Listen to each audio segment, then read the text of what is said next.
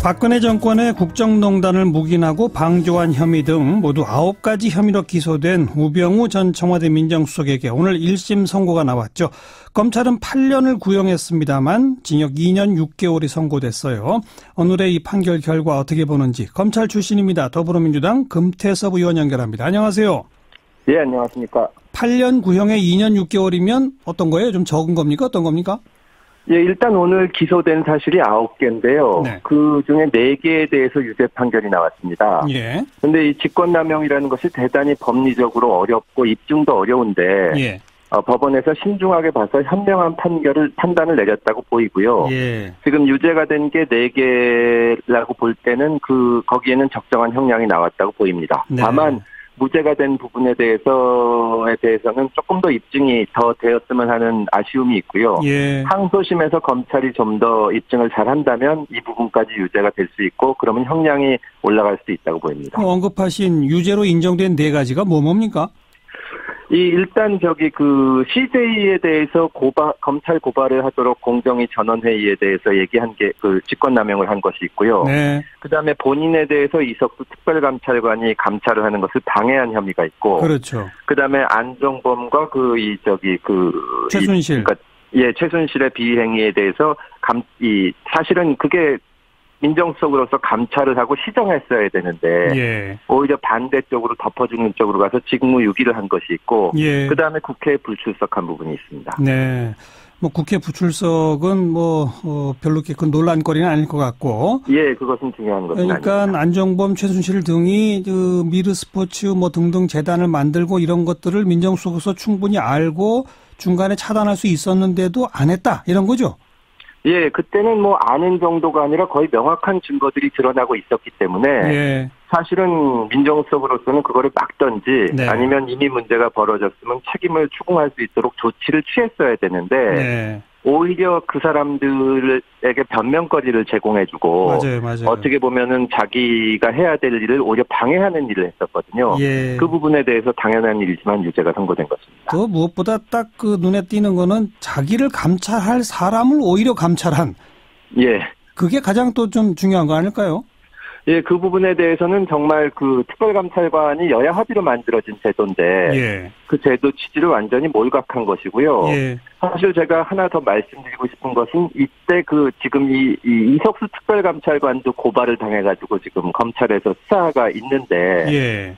이게 아직도 2016년에 윤갑근 당시 고검장 특별수사본부에서 결론을 안 내린 상태에서 아직도 혐의 의무를 검찰이 결정을 안 하고 있습니다. 그래요? 이 부분이 빨리 좀 처리가 돼서 예. 명명백백하게 시비를 가려줘야 된다고 생각을 합니다. 왜 검찰은 이걸 여태까지 끌고 있을까요?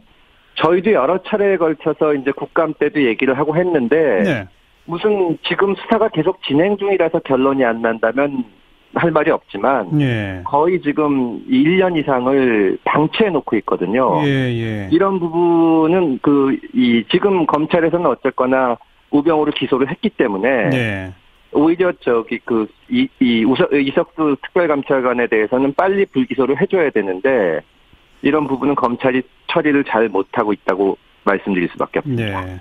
그리고 좀 아까 금태섭 의원이 무죄로 인정된 부분들 가운데 몇 가지를 더 잘 입증하면은 2심에서 형량이 올라갈 수도 있다라고 말씀하셨잖아요. 예. 금태섭 의원 보시기에 오늘 무죄 선고가 조금 문제 있어 보이는 대목이 제일 핵심은 뭡니까?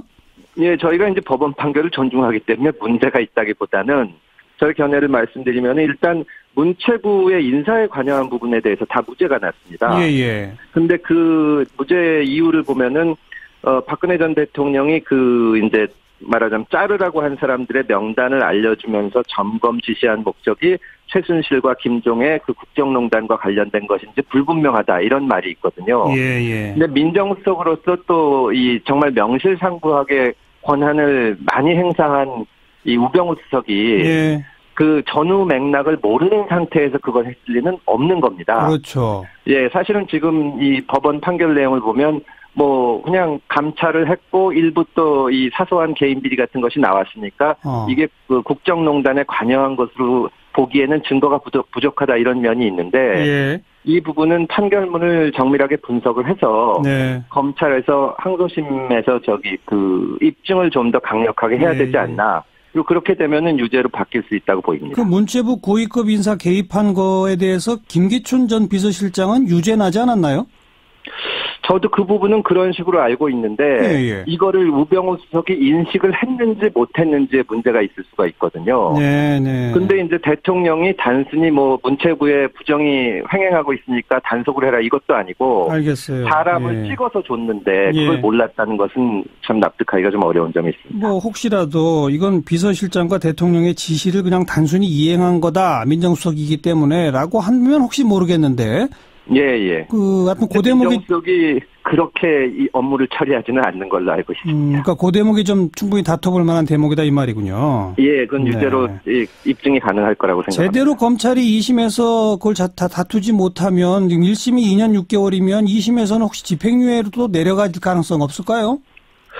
지금 뭐 워낙 그 민정수석으로서 해야 할 일을 그냥 뭐 제대로 못한 정도가 아니라 완전히 반대로 했기 때문에 그리고 또 본인이 뭐 어쩔 수 없는 사정이 있었다든가 이렇게 반성을 하는 태도를 보이는 것도 아니고 그렇죠.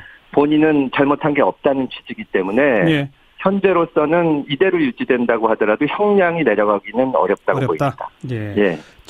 우병우 전 수석은 그 국정원 불법 사찰 또 블랙리스트 보고받은 거 이걸로 또 하나 재판받고 있는 게 있죠? 그래서 그 사건 재판하는데도 이번 법원 판단이 도움이 될 것이고 또 그 사건의 결론이 내려지면 결국은 우병우 수석이 국정농단 전반에 대해서 알고 있다는 것이 좀 더 양쪽으로 입증이 돼서 이 사건 항소심도 유죄가 될 확률이 높아지지 않을까 그렇게 보고 있습니다. 박근혜 전 대통령 선고에도 영향을 미치나요? 이 사건 때문에 영향을 미친다기보다는 지금 뭐 최순실 재판이나 이재용 재판이나 여러 가지를 거치면서 박근혜 대통령이 이 모든 문제의 가장 이 핵심적인 책임자라는 사실은 드러나 있기 때문에 그렇죠. 현재로서는 그 부분은 좀 온 국민이 다 아는 것처럼 명확하지 않나 그렇게 생각합니다. 알겠습니다. 오늘 고맙습니다. 감사합니다. 더불어민주당 금태섭 의원이었습니다.